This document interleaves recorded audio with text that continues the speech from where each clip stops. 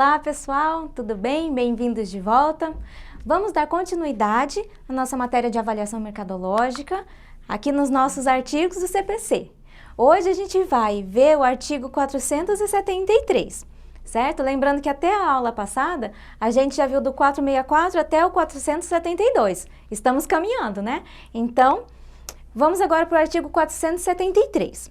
Esse artigo, ele fala pra gente o que precisa ter no laudo pericial. Ah, mas a gente já viu, a gente viu em outras aulas. Sim, a gente já viu. Porém, a gente precisa ter sempre essa consciência de que aquilo que está aqui no artigo do Código de Processo Civil, ele necessita ser cumprido. Então, se por acaso faltar algum desses tópicos no seu laudo, o seu laudo não vai estar de acordo com a lei, certo? Então, nós não queremos isso, porque senão você abre brecha para que o seu laudo seja impugnado. E nós não queremos isso, não é? A gente já viu qual é a importância de fazer um trabalho bem feito, certo?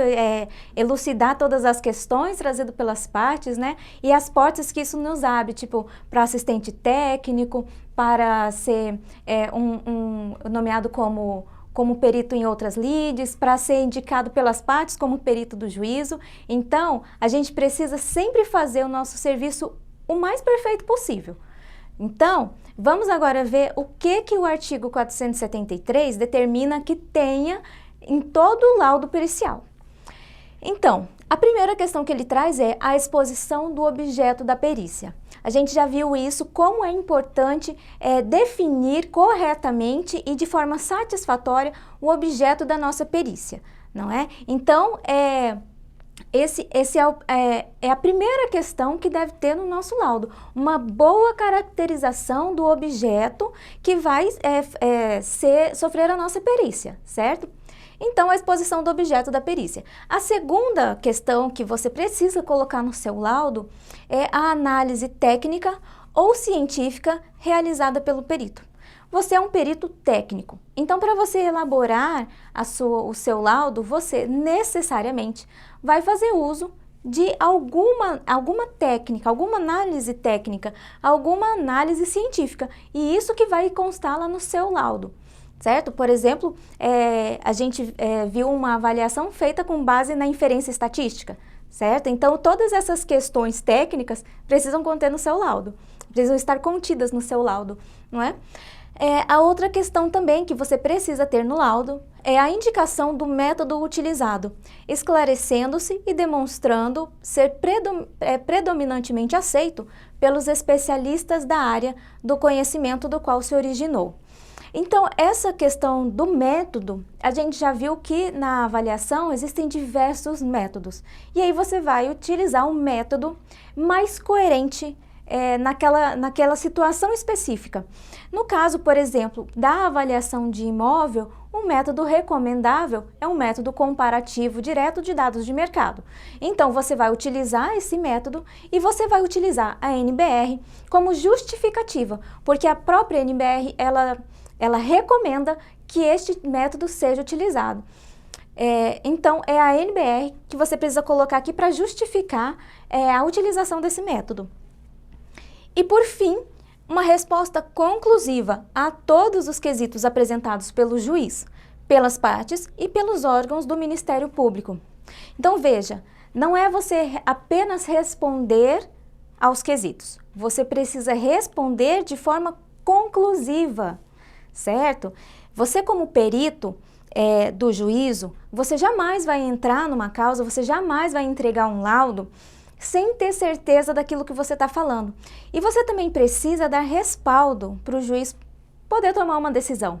Então, é imprescindível que as suas respostas sejam conclusivas. Um perito jamais ele acha alguma coisa. Nunca ele fala que talvez, pode ser, que... Não. O perito ele precisa chegar a uma conclusão através de todas as informações que ele precisa, que ele possui, através da vistoria, dos estudos, dos elementos de estudo que ele tem, ele vai chegar a uma conclusão. certo? Então, a resposta, ela precisa ser conclusiva e ela não pode ser, digamos assim, ela não pode ser ambígua e nem pode deixar espaço para que sejam levantados muitos levantamentos sobre aquela, muitos questionamentos sobre aquela resposta, entende? Então, uma resposta objetiva e conclusiva precisa também conter no seu laudo. E o parágrafo 1º, ele diz pra gente o seguinte: no laudo, o perito deve apresentar sua fundamentação em linguagem simples e com coerência lógica, indicando como alcançou suas conclusões. A gente também já passou por isso, mas é sempre bom reforçar. O perito, quando quando o perito se faz necessário num processo, quer dizer que aquele processo lida com assuntos que não são de domínio coletivo, não são de um domínio da grande parte da população. Então, ele está ali naquele processo para elucidar os fatos, ele está ali para esclarecer as dúvidas. Então, não adianta o perito responder os quesitos totalmente em linguagem técnica, que só outro técnico vai entender. Ele precisa responder numa fundamentação, a fundamentação das respostas precisam ser numa linguagem simples e compreensível para a maioria das pessoas. O juiz precisa entender e as partes também precisam entender aquilo que você quis dizer, certo? Então, a linguagem simples também é muito importante no seu laudo. Já o parágrafo 2º, ele diz pra gente o seguinte: é vedado ao perito ultrapassar os limites de sua designação, bem como emitir opiniões pessoais que excedam o exame técnico ou científico do objeto da perícia. Isso também a gente já falou, mas é sempre bom reforçar. O perito, ele não toma lado. Então, ainda que você estude o processo, você veja a inicial, a contestação e tenha lá um quesito que você entende que o autor, por exemplo, está correto naquele que ele está falando. Você pode até entender isso, mas você não vai colocar isso no seu laudo, você não vai demonstrar isso de forma nenhuma nos seus laudos. Por quê? Porque você precisa ser neutro. O perito, ele sempre precisa ser neutro, então ele não faz juízo de causa. Então, por exemplo, na resposta do quesito, você não pode falar, o autor estava certo quando ele afirmou tal coisa. Não, você coloca a verdade dos fatos. O fato é o seguinte, ponto. Se aquele fato foi o que o autor disse, ok. Se foi o que o réu disse, ok também. Mas isso jamais pode sair da sua boca, entende? Tudo que você for responder, você tem que ter cuidado com as palavras para que não pareça que você está sendo parcial. Então, em todos os atos do perito, a imparcialidade tem que estar muito evidente, certo? Então, o perito, ele jamais ultrapassa os limites da designação dele. Ok? Então, isso quer dizer que ele sempre é neutro. Ele não emite opiniões e juízos de valor, certo? Ele emite somente as respostas técnicas. E agora, o parágrafo 3º, ele fala pra gente que para o desempenho da sua função, o perito e os assistentes técnicos podem valer-se de todos os meios necessários. Lembra que a gente já conversou sobre isso? Ouvindo testemunhas, obtendo informações, solicitando documentos que estejam em poder da parte, de terceiros ou em repartições públicas, bem como instruir o laudo com planilhas, mapas, plantas, desenhos, fotografias ou outros elementos necessários ao esclarecimento do objeto da perícia. Então, a gente sempre fala assim, complete o seu laudo com peças gráficas, com desenhos, com tabelas, com fotos. Então, quanto mais você puder trazer para o visual aquilo que você está falando, aquilo que você está detalhando de forma técnica, é melhor. Então, tire bastante foto. As suas fotos, elas precisam ser claras, elas precisam ter um bom entendimento, certo? Então, se você puder ter acesso, por exemplo, aos projetos, anexe os projetos no seu laudo.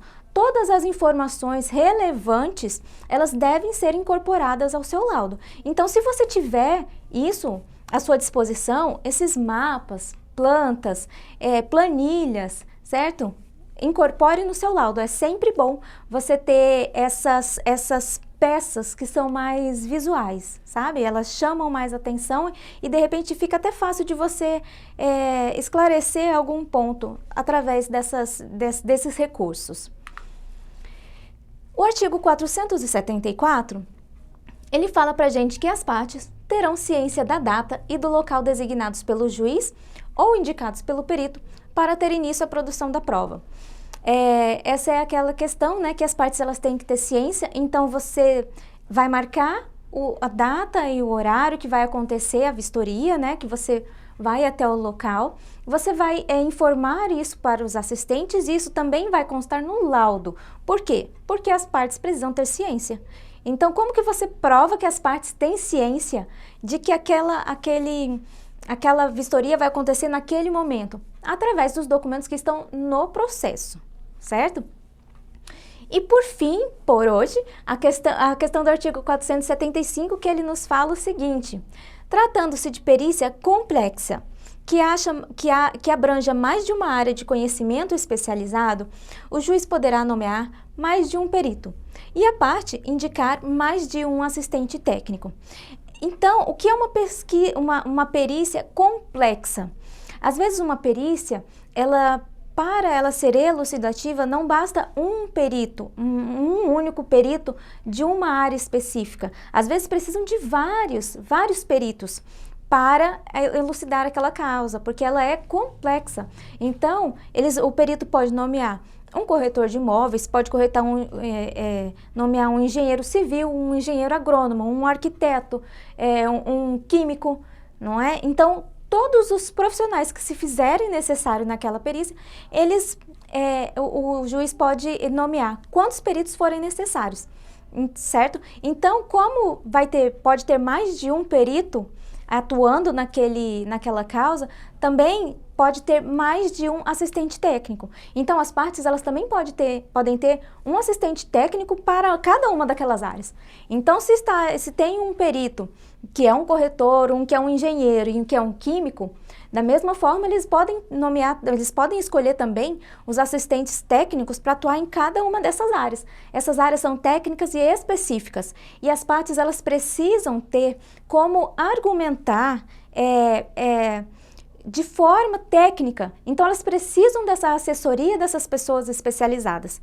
Então, dependendo da complexidade da causa, pode haver mais de um perito e, consequentemente, mais de um assistente técnico também. E por agora é isso, gente. Terminamos essa aula de hoje. Na próxima aula, a gente vai para o artigo 476, certo? Então, a gente se vê lá na próxima aula. Fiquem com Deus. Um beijão. Tchau, tchau.